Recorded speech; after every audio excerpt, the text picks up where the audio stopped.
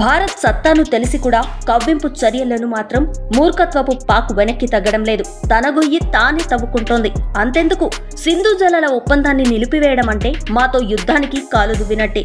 అది చూస్తామని Pakistan foreign minister పెట్రేగి మాట్లాడేశారు. తొందరపడి ఏ చిన్న దుస్సాహసం చేసినా దాని పర్యవసానాలు విపరీతంగా ఉంటాయని మరో కూత కూడా కూశాడు.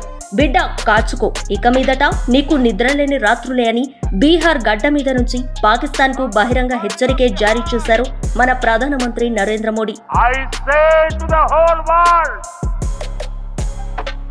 India will identify, track and punish every terrorist and their backers. ఇప్పటికే 2 దేశాల్లో ఎయిర్ ఫోర్స్ వార్ గేమ్స్ షురూ చేశాయి. దీన్ని బట్టి ప్రపంచానికైతే ఒక విషయం క్రిస్టల్ క్లియర్ గా అర్థమైపోయింది.